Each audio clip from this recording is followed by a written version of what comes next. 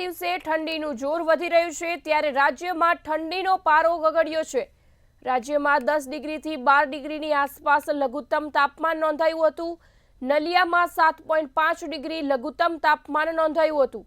સાથે જ અમદાવાદ શહેરમાં પણ ઠંડીનો પારો ગગડ્યો હતો।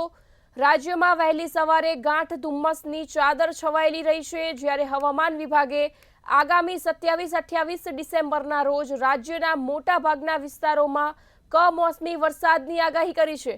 અમદાવાદમાં વહેલી સવારે ગાંઠ ધુમ્મસની ચાદર છવાઈ ગઈ હતી, જેના પગલે વિઝિબિલિટી પણ ડાઉન થઈ હતી।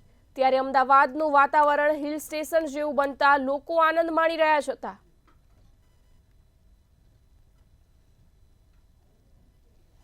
हाँ, एक्चुअली मैं ना 2-3 साल के बाद आई हूँ, बट एटमॉस्फेयर काफ़ी अच्छा लगा और माइंड फ्रेश हो जाता है यहाँ पे आके। मुझे घर से निकलने में बहुत प्रॉब्लम हुई, लेकिन यहाँ पे आने के बाद मेरा एकदम माइंड फ्रेश हो गया है।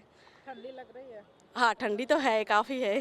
ઠંડી વધવાથી જોઈએ તો એન્વાયરમેન્ટ છે, એન્વાયરમેન્ટ પ્રમાણે ઠંડી અને વરસાદને બધું રહેવાનું, બટ આપણે દરેક મોસમનો આનંદ લેવો જોઈએ।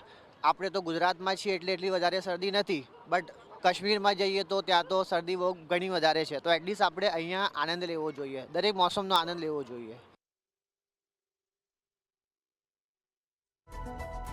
જેમાં હાલ રાજ્યમાં જે ઠંડી છે તેમાં વધારો થઈ રહ્યો છે અને ઠંડીનો ચમકારો પણ લોકો અનુભવી રહ્યા છે। ત્યારે અમદાવાદનો માહોલ અત્યારે હિલ સ્ટેશન જેવો લાગી રહ્યો છે, કારણ કે અમદાવાદમાં પણ જે ધુમ્મસભર્યું વાતાવરણ છે, જેના લીધે જે આખો વાતાવરણનો જે નજારો છે તે આહલાદક છે અને તે માણવા માટે લોકો છે તે દૂર દૂરથી વહેલી સવારે રિવરફ્રન્ટ ખાતે પહોંચતા હોય છે, કારણ કે અમદાવાદમાં બહુ ઓછી વખત જે આવો નજારો હોય છે તે આહલાદક જોવા મળતો હોય છે। અને હાલ હવામાન વિભાગ દ્વારા પણ છેલ્લા 2-3 દિવસથી જે તાપમાનના પારામાં ઘટાડો નોંધાશે તેવી આગાહી છે તે કરવામાં આવી હતી અને છેલ્લા 24 કલાકથી સતત જે તાપમાનનો પારો છે તે ગગડી રહ્યો છે અને તેના જ કારણે જે ઠંડીમાં વધારો થઈ રહ્યો છે, ત્યારે લોકો પોતાના શરીરને ગરમ કરવા માટે વહેલી સવારે જે મોર્નિંગ વોક ઉપર નીકળતા હોય છે, કારણ કે ચાલવાથી જે શરીરનું તાપમાન છે તે ઊંચું આવતું હોય છે અને શરીરમાં ગરમાવો અનુભવાતો હોય છે। ત્યારે અમદાવાદનું રિવરફ્રન્ટ એ